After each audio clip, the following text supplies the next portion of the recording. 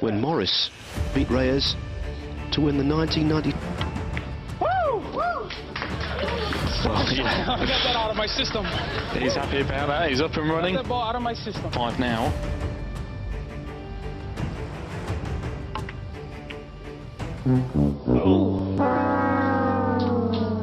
Well, it was a.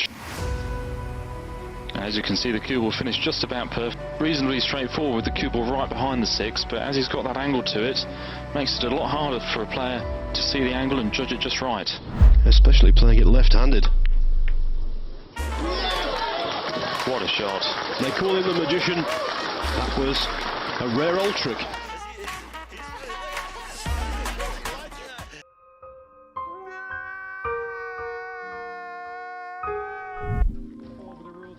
Kamusta mga kaibigan? Ngayon ay masasaksihan natin ang isa sa pinaka nagmarkang laban sa karir ng The Magician.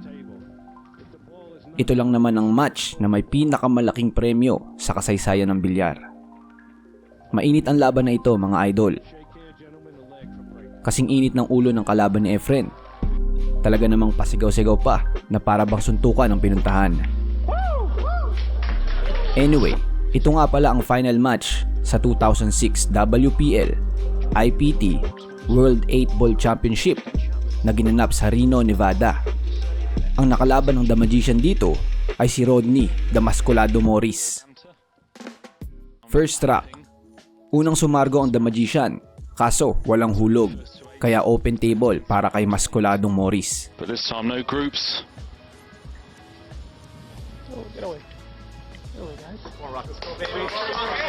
And not the best of starts everyone would have been hoping for. In Virginia. Talaga nga namang sumisigaw-sigaw pa sa unang bola. Excited na excited si Kuya. Likes to chat to himself, likes to G himself up. Things aren't going his way, he'll try and... Open table para sa mga muscle ni Morris. Going through on percentage. And it really was. No, get there. Too much. Ah, yeah. Come on, baby. Good shot though. Use the width of the pocket. 6 in the corner. Using all the width of the pocket. And now a simple finish for him in the first rack. At napasok ang 8 ball. Talagang napahiyaw pa si Morris. Maski yung audience o tito niya ata yun eh. Napapasuntok na lang sa ere. 1-0 ang score. I wonder if he'll get that presented in a briefcase as well, Phil. We saw Torsten Homer win the first event. Second rack. Sargo ni Maskuladong Morris. Walang pumasok. Pero dikit ang uno sa cue ball. And if these guys weren't under enough pressure already, I've noticed some luminaries of the pool world.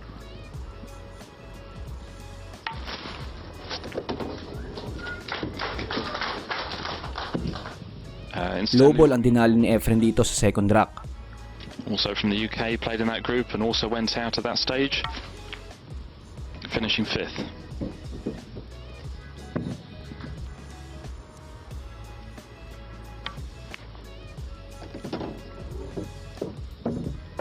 He's won in Asia already this year. He came here direct from winning the World Cup of Pool. Playing alongside Francisco Bustamante, he gave the Philippines the trophy. That event was in Newport in Wales.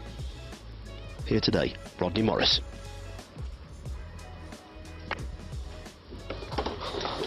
Yeah, tricky little shot. Reyes made it look fairly straightforward.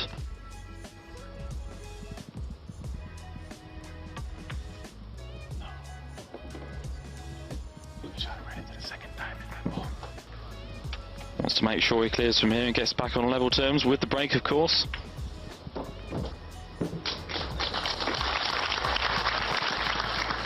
The collision with the stripe was intentional. Nakuha ni EFREN ng second rack. Pero si EFREN, chill lang. Morris out of the gate quickest. Reyes responds.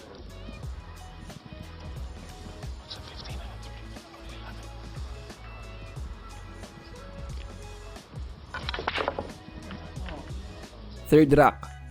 Sargo ni EFREN at walang pumasok sa break. Chips, and it also hasn't stopped him from getting to the final tonight. Rodney Morris, I think, has got much better break and run-out statistics. 7 and 7. Won that 90C hotel and casino in 2001. He's lifted that trophy twice. He's also, as America prevailed.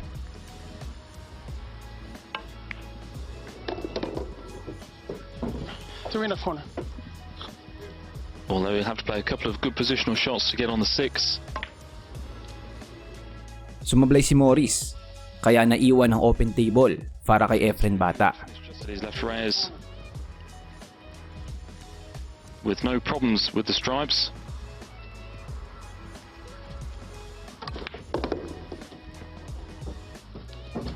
Nice first shot. You've got Francisco Bustamante and another former world 9-ball champion, Alex Pagulayan.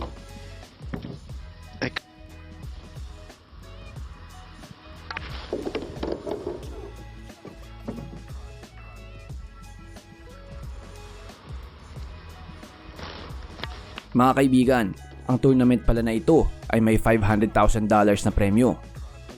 Nilahukan ng 121 players na may 1,941 matches. Has to get the bridge out for this. Shouldn't be any problems for him. Just needs to draw back maybe a foot or two.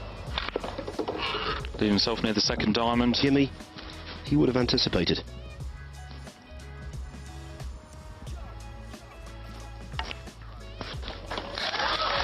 Nakuha ni EFREN ang ikatlong rack, mga idol. Reyes, though, has claimed the next 2. Well, they've been playing non-stop, at least 5 matches per day, each player. Fourth break.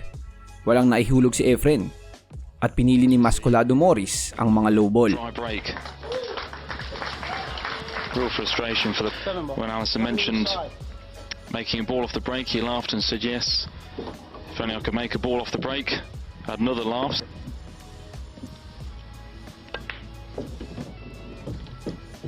By the way, just for the record on the break, 6 on the side. only 4 more than this man.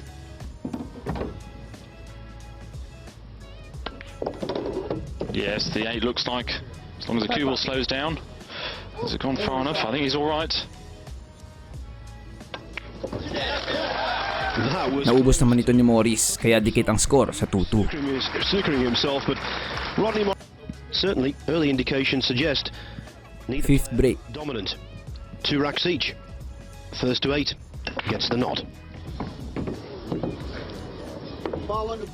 Napalakas ang muscular break dito ni Morris, kaya na-scratch. Ball in hand si EFREN. 10 ball, corner.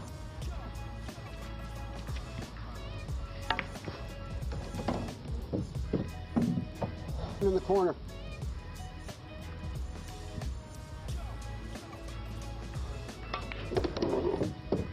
Ang tournament na ito, mga idol, ay nilahukan din ng iba pang mga Pinoy players.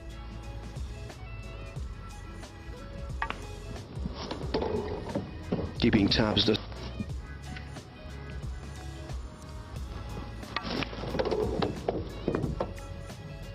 Lots of running side.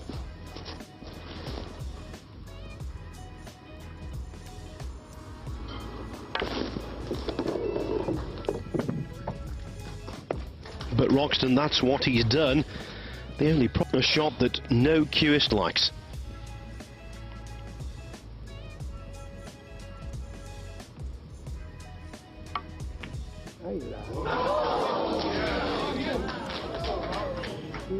He snatched at it. Upper body movement. Sumablay si EFREN sa 8 ball, kaya naiwan ng open table para kay Morris. 3 ball, corner. Well, what are they those? Side. Morris, by the way, will celebrate his 36th birthday in November. Yes, I thought for those watching yesterday, we saw Oliver Ortman take on EFREN Reyes, and I said at the time that EFREN wasn't quite playing his... Well, just how did that happen? How did he end up just slightly wrong on the 8 to make it missable. Corner. And I feel he'll just have to improve on his positional play, just that little... 8 in the corner. Wow. That one almost stayed above ground. Talaga namang nag-flex pa ng mga muskets ang person.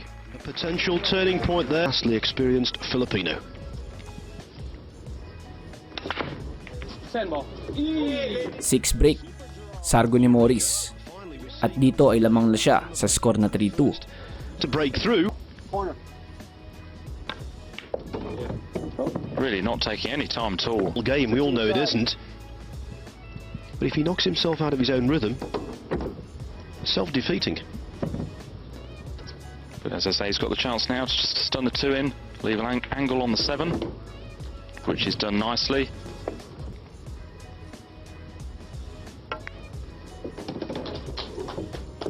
Having a side. 8 ball side. Like a very well needed break and run for Morris.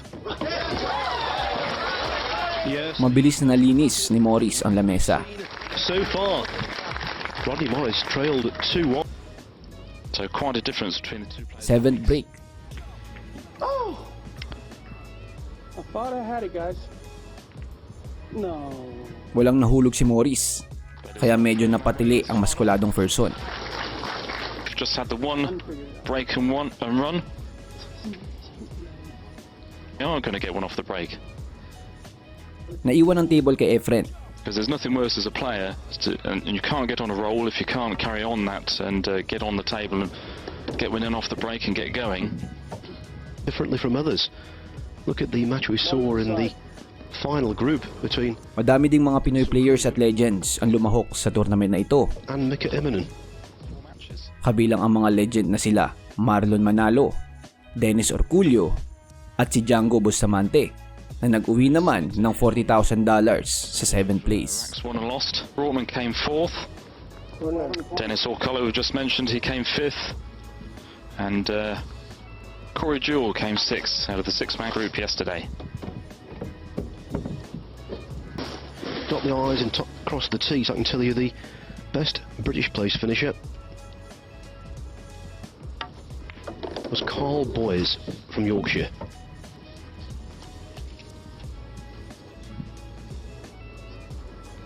Corner.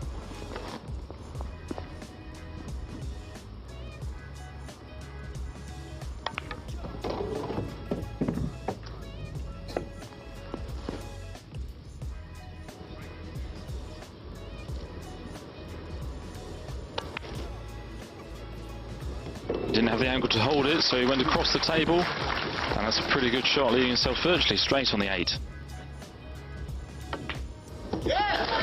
Reyes, Nakuha ni EFREN ang rack na ito. Morris didn't make a ball off the break. 8 rack. But all EFREN Reyes is concerned is Kay EFREN ang sargo. Kaso wala na namang nahulog si Idol.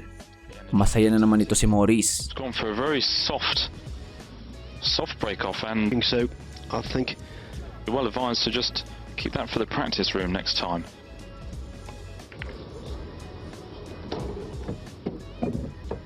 Notices it doesn't look.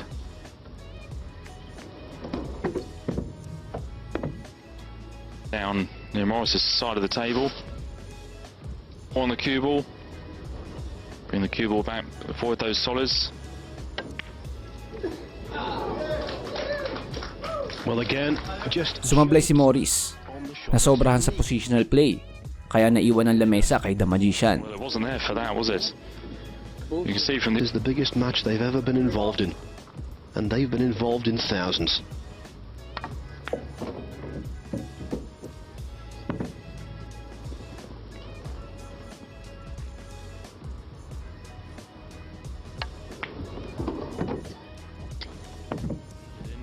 Kaya ngayon, medyo nalulungkot na dito si Morris. 7 in the side.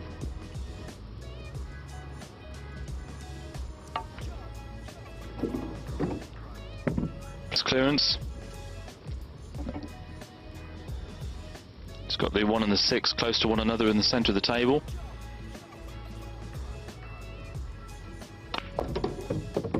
Trying to to get onto those now. Break for EFREN. And that was a better pot than it looked because the near jaw of the middle pockets. 8 in the side.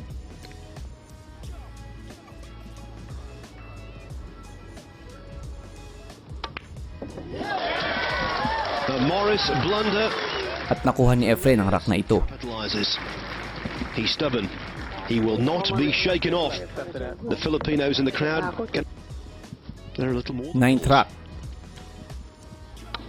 Wala na namang nahulog si EFREN, kaya kay Morris ang open table. And, even finished pretty much on the bottom rail.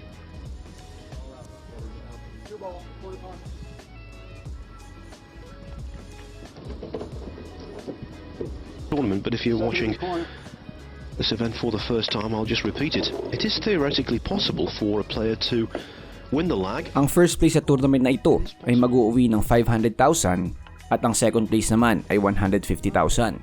Ang laking diferensya nun, mga idol. So a 350,000 differential. Yes, and from the one ball he cannoned into the 6. In doing so, he's left the 6 available for the centre, and not how we would have wanted it.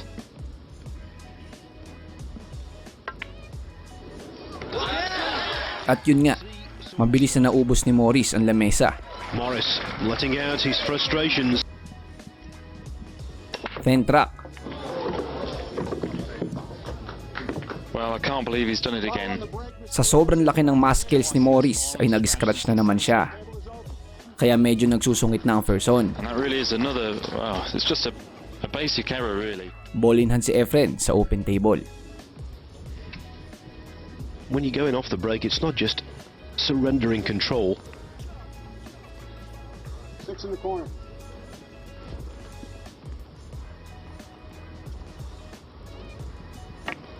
He felt that was the problem.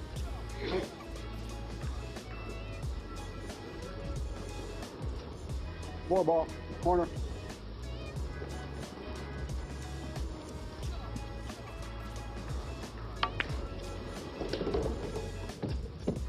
Corner. Going for the slightly more difficult, but still straightforward enough really for EFREN. Taking the 5 down the rail, and wants the cue ball to.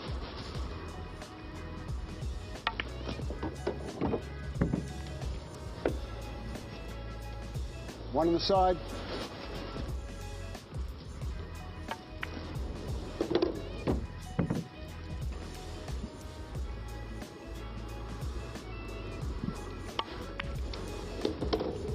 Swing again.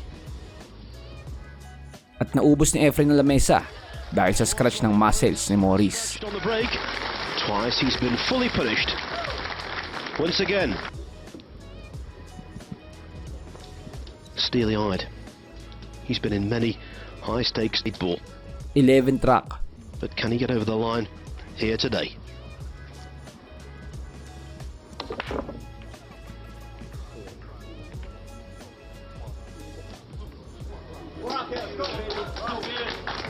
Wala na namang nahulog si EFREN. Napa-let's go baby ang pamilya ni Morris. Medyo inaalat ata si Idol sa mga break niya sa larong ito.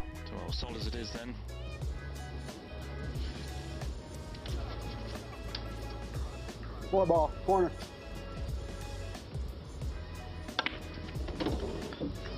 Five out of this visit, and he needs to leave the 3 there to enable him to do it at a later visit. So taking on the harder 2 ball. Pretty good. It was not going to be smooth. It's one of those. Now.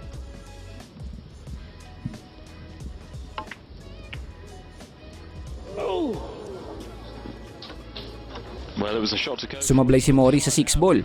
Naiwan ang high ball kay the Magician. May win him the rack. Well, indeed, he should win it from here, Phil. The 15 next to the 8. But he's immediately decided to get rid of the stripe that was blocking that. 10 on the side.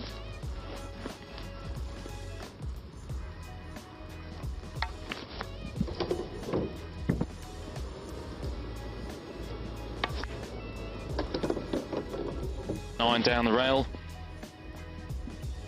Just needs to leave himself a nice angle from here to get onto his Final stripe. That looks pretty good.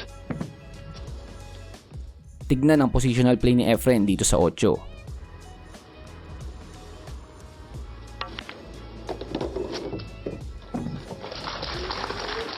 At napasok ni EFREN ang 8 ball.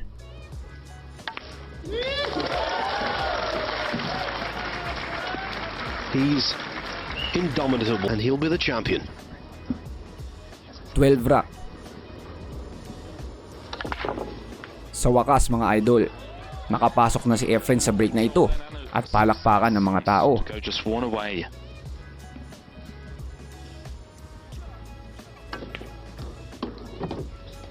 Si EFREN din pala ang nag-champion sa IPT 8 Ball Tournament 2005. Ang taon bago ang tournament na ito. Doon niya tinalo ang billiard legend na si Mike Siegel. Naka-upload din yun sa channel mga idol. Check nyo na lang.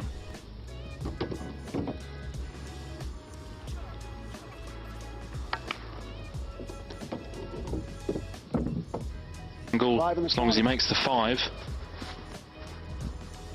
should be looking good for the rack. Just the 4 left afterwards.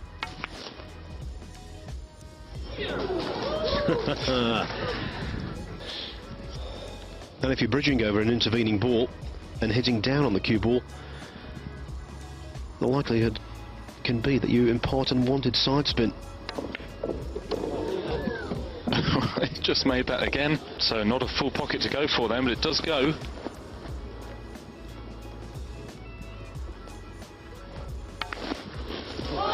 Nagkamali sa anggulo si EFREN sa 8, napasobra, kaya siya sumablay.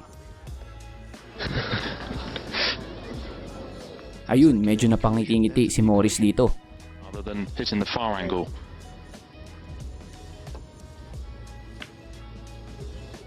Mautak din talaga to si Morris eh.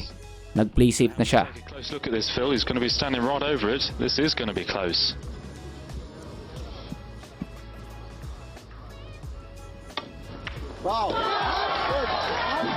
At tagumpay naman siya sa play safe niya. Na-budget kasi dito si EFREN. At nakuha ni Morris ang 12 rack. The referee deemed that he grazed the adjacent 15 ball before pocketing the 8 ball.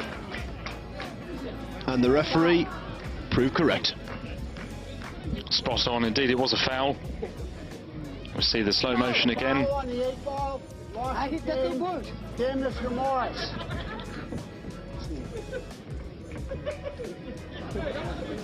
That really was split-second stuff. The referee stuck his neck out. He didn't have the benefit of the action replay, so good decision by him. And of course, foul on the 8 ball means rack over. What a conclusion. Their 29th 13th rack. match. And it's all coming down to just a handful of pots. And for the third... Talagang binibigo si Morris ng mga muscles niya. Scratch na naman siya sa break. From the break. I just can't believe it. He wouldn't do that. Inexcusable. Naiwan kay EFREN ang lamesa. Yes, of course, and whoever wins this rack...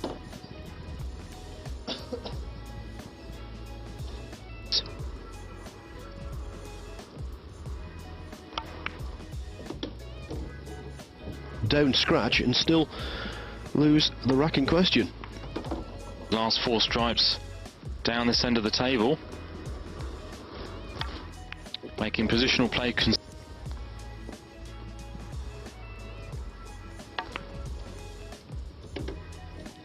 Corner. If he can't hold it, he's got to go around the angles, and that certainly could go wrong.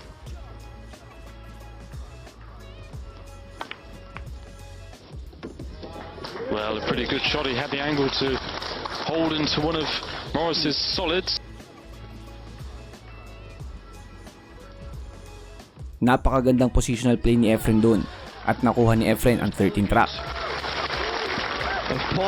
Talagang dikdikan ang laban mga idol. Well, at the North American 14th rack. in Las Vegas, the previous event, or the most recent event on the IPT Tour, the title was decided by a run out from the break.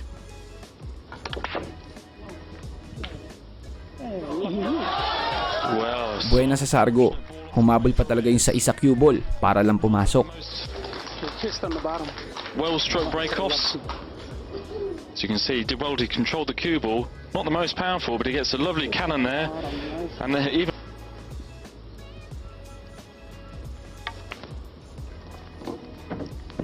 Well, you've got to say it's not a...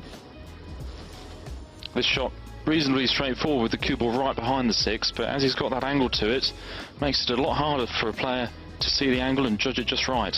Especially playing it left-handed. Isang magic shot ni EFREN sa 6, ibang klase. That was a rare old trick.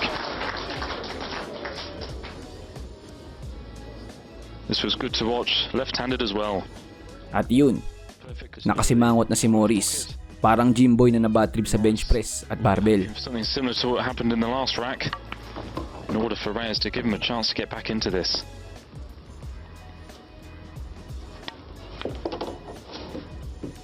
Using the angles, the 8. Has to be careful because he has to get the right angle on this. Has he gone far enough? Had to play with draw, off 2 cushions, and that looks good. Is it going to stop? Di na maipinta ang mukha ni Morris dito mga kaibigan, dahil sa stop, look and listen ni The Magician.